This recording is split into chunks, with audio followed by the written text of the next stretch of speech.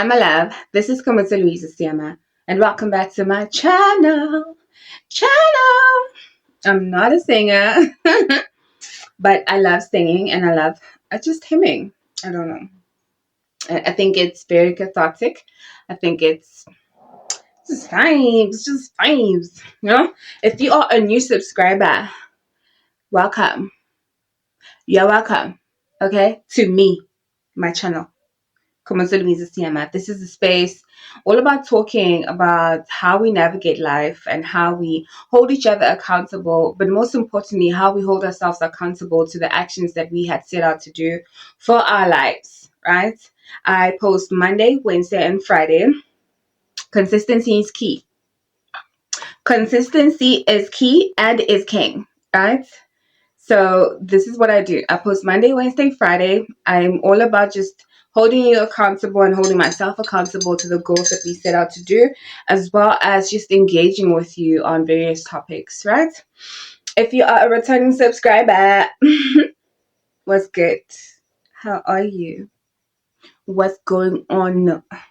Welcome back to my channel. Thank you so much. You returning to my channel, you returning to listen to me means you like me. It means you like me, and I appreciate that. And I thank you for it. And I love you. I love you. I appreciate you. On this Friday morning, I'm popping in. I'm popping in to say hi, to say how you doing, to see Skipan, what's going on with you? How are you doing? How are you navigating life? How are you seeing the world on this Friday morning, right? I don't know if like Good Friday is global, but and listen, don't call me stupid, but if you're in South Africa, it's Good Friday and people are off. People been up since Wednesday, since Thursday. But if you're not in South Africa, then it's just a normal Friday for you. Sorry. But Good Friday is all about just going to church, celebrating life, celebrating God. And for Christians, this is a very big time for us. For us. This Friday chats are going to be different, particularly this one. So as I pop in today, I'm just confronted with the reality that I am choosing not to go to church, and I'm choosing to celebrate life in a different way. For a long time in my life, I was a devout Christian. I followed the religion, I followed the beliefs, and I followed the customs and cultures of it. And as I grew older, a lot of things happened within the church and just within my life, and my relationship with God kind of fell back. It just kind of became that other relationship that didn't work out, or that is going through some trials and tribulations, and we're just trying to navigate life, And now at 34, I am still not at a set church, so to say. I still have questions, that I'm strong about asking, and I really just need clarity on. But my relationship and my ability to understand my human limitation is where I understand and where I now know that God exists. Because beyond my human capabilities, beyond my human limitations, I am still able to thrive, and I'm still able to see the world in a different light and appreciate that some of the moves I'm making could not have been made had it not been an external power, a higher being, above me, orchestrating those things. For the fact that I cannot answer who created the world or how is the world run, is me bowing down to my own superiority and supremacy, and understanding that God exists. And hence why I still call myself a Christian, and I still believe in the faith. For a couple of years, I think 7 to be exact. I believed in African spirituality. I tried to practice some of it and some of the culture and some of the practices there, but I never really delved deeper into that. I believe it was somebody else's experience, and I was just, ooh, how do I say this? It was somebody else's experience more so than mine. I was just coming in because of their experience, and after just a while I realized that, man, I love sorry for the interruption. I'm just gonna chop these two videos together because I can edit. Okay, we need to cut that out. But it's okay. So sorry, I got interrupted. Let me just drink some coffee.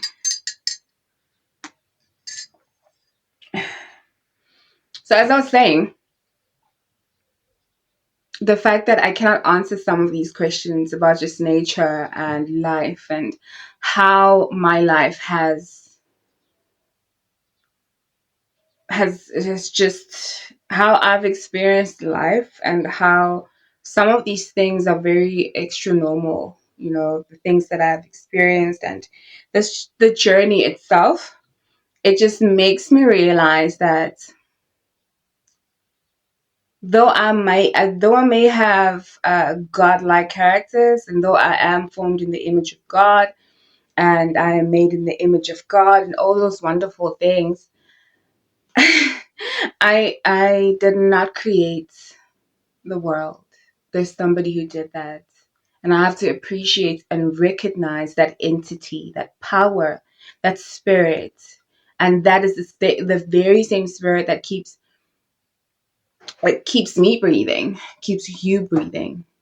So as much as I am like on my whole finding out and just question phase and spiritual journey, I'm also, I bow down to the idea that there is a higher power above me and my own will and my own desire and my own ability to lead my own life, to wake up, to dream, to have a consciousness is what I'm saying. And this Good Friday, I never really delve, or I never really just ponder or meditate upon why I am no longer as interested or wanting to be as more involved as I was, or as involved as I was. I never really ponder on that because it just feels regressive. It feels like I want to go back and understand why I'm where I am today. And for me, it does me no good to dwell on the past. I think even the word God says, do not dwell on the former things. Proceed. Do you not see what I am doing? Do you not see the path that I'm creating, the new way that I'm making in the desolate land? I want to grab my Bible because I need to quote this properly. Um, Very haphazard vlog today. But I hope it's reflective, and I hope it helps you, and it enlightens you to some degree. We we are people, and I think all we desire sometimes, or our desire sometimes, is to just be heard and to just know that our our opinions are valid, and our mere existence validates that we are human. We have an opinion. I hope it makes sense. Isaiah is where I was going. Can you pause? Okay. So Isaiah 43, verse 18. God's mercy and Israel's unfaithfulness. Verse 18 says, "Forget the former things. Do not dwell on the past. I wanted to give you context, but I was like, okay, cool. You know, forget the former things. Do not dwell on the past. See, I am doing a new thing, right? So the fact that even this entity we sometimes call God or Allah or whatever name you choose to call today, the fact that it is written, the fact that it is understood that dwelling on the past and not really seeing and perceiving the new way and the new opportunities that are ahead of you is very cumbersome and unnecessary for your upliftment and for your longevity. I choose not to do that anymore. So at this point that I'm at right now, um, I'm grateful. I'm grateful for the journey. I'm grateful for the woman I have become and the woman I'm becoming. I'm realizing that life is not just one monolithic, monotone expression of life or an expression of existence. I'm understanding that we are so vibrant, we are so unique, we are so multifaceted, and our appreciation of the diversity of life brings us closer to our own humanity, but our own supernatural ability also. I hope that makes sense. So as I reflect with you on this Friday morning, the time is roundabout, it's before 9. Um, as I reflect with you today, I want you to realize that we may make all our plans. We may have, the 5-year plan, the 10-year plan, the 20-year plan. But I hope that in your making of plans and in your quiet moments and in your moments where you really want life to go the way you want it to go, I pray that you will leave space for the world and the universe to surprise you. For all the Christians, for God to amaze you. For all the for all the Islam or Islamic believers, let Allah lead you. You know, I want to be present for each and every step of my journey in this season of my life. I want to be alive to the reality of I don't know everything, and it's okay to not know everything. And it's also okay to be open to being surprised and being taught and being educated. The fact that I'm 34 years old and I'm still alive in this world is almost a promise of better. It's almost a promise of there are new things, and hang tight, you know? I want you to realize that life is not just all about I have to work very hard. I have to work very, very hard, to achieve X, Y, and Z. I have to finish university. I have to graduate. I have to, look for a job and get a job and just make good money and to buy a house and a car and take all my family members and their relatives out of poverty because I am the bridge. I am the curse breaker. I am the generational wealth, generational curse breaker. You know, these titles we put on ourselves are really very tiring and very very tiring.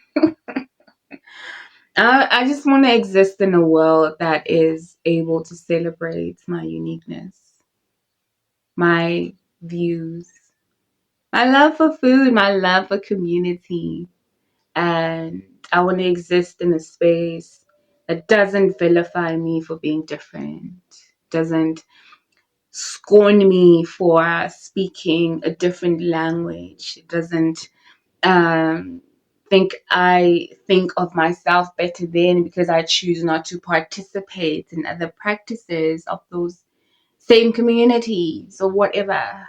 You know, I want to be me. I want to live in a world that celebrates my uniqueness. And as when it comes to community, I really love the idea of how we can come together and how we can unite and how we can be the change that we want to be and how we can affect change in our own spaces, in our own communities, as well as in this world. You know, I was listening just this morning, I was listening to a podcast. I was listening to two, but the first one was the Penuel show. I love his take on life. I appreciate his opinions and I appreciate his views, man. Penuel the Black Pen is an interesting and a formidable character in the space of how we as Black people always want to generalize our collective experience and how we always want to generalize how we perceive the world. And he has his own views on the world and on spirituality and on family building, generational wealth, and racism. And it takes a very strong willed personality and it takes a very strong willed character and human to stand in the midst of rejection, ridicule, and criticism and still believe what he believes and still believe and still advocate for his autonomy in his own beliefs. And I think for him at this stage, I think for him at this stage, he's no longer conflicted with what other people think of him or what other people think of what he thinks of. For instance, race. He is, for me, he is firmly footed in his own beliefs that whatever you say that is not in line with what he believes or whatever you say negatively about or contradictory about his beliefs, he welcomes that space. He creates that space as well as welcomes that opinion because he knows who he is what I'm trying to say. And for me, I look up to those kind of people because this is what I aspire to be. To be so confident in my own beliefs that whenever even somebody else comes and has their own beliefs, that I will not be swayed by other people's beliefs, but I will be able to listen and understand and interact. For a very long time, my perspective,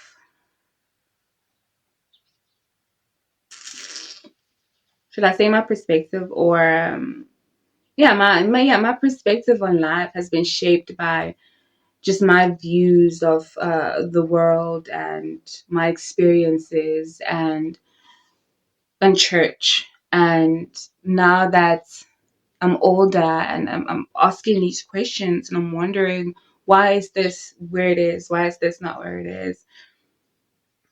There is an unsettling. There is an unsettling in my spirit, my surrounding, and just me emotionally. This unsettling comes because I'm still trying to navigate what I knew as this, what I know now, and where I would like to be. So when I listen to Penuel the Black Pen, I'm like, wow, this is a very opinionated man, opinionated Black man. and very confident man. And I celebrate those kind of people. I mean, I was listening to podcast and joke. Let's not talk about that one. That was funny. But I say this to say that on this Good Friday, I hope you're having a good Friday. I hope that you will celebrate your views on the world or of the world, and that you will see God for yourself, that you will see God and spirituality for yourself. And that's not to say that excuse yourself from community. No, it's not to say that. But it is to say that don't let your pastor be the interlink between you and God. And don't let your relationship with your pastor or relationship with your church and the community be your connection to God. You know? Uh, let your connection to God be your connection to God. You know? And this is where I want to be. I don't, for a long time growing up in the church, it was me, pastor, spiritual leaders, and then God, you know. So for now, I want to build that me and God bridge, you know, and I'm praying that God align me with your will for my life, you know, lead me where you want to take me. Yeah, yeah. I think that's what I wanted to say. It's Good Friday. I hope that you celebrate yourself for the journey. Celebrate yourself for the milestones that you have been able to reach, and don't neglect the hug that you must give yourself, the warmth that you also deserve to give yourself, the time, the yeah, the attitude that you approach you with, you know. Um, let that be your priority for this season. And as you grow in your spirituality, you know, may you truly understand you. Yeah. May you truly understand your position in the world, your unique voice, your purpose in the world, you know, because a lot of the times church culture always wants to over spiritualize every experience that we go through and not necessarily give us practical guidance on how we navigate the world, you know. Oh, you are a teenager, you're kissing and you're doing all these bad things. Uh-huh. You are exploring the world, you are exploring who you are. Why are we vilifying that, you know? And it's usually the older Christians, the older, very judgmental Christians, you know. But in every religion, there is that. I don't know other religions, but I would assume. Forgive me if I'm wrong, but I say that to say, man, find your voice, find your uniqueness, and find who you are. It's Good Friday. Don't always rush to be a part of everybody. You know, be in haste to be more connected to you and your purpose. Yeah, I'm not vilifying anything. I'm just saying, be open minded enough to hear, you know, and to listen. I appreciate you. I'm gonna have like a word for today, for the day. I don't know if you can see this. I don't know if you can see this. But the word of today is speaking about self doubt and anxiety. It comes from Philippians 4:6-7. Don't be anxious about anything, but in every situation, by prayer and petition, with thanksgiving, present your requests to God, and the peace of God, which transcends all understanding, will guide or will guard your heart and your minds in Christ Jesus. Yeah. Um, yeah. I feel like this is like a mini vlog. I don't know. But the vlog will come.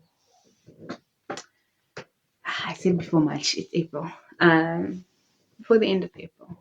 Let's do it one time. 10 minutes. Let's see. What's up? I love you lots. Celebrate Good Friday. Enjoy your life. And I'll see you next week, Monday. You know what it is. You know what it is. Love and light. Komodo. Louisa. See ya, baby. See ya, ma. My chicken says bye. Bye.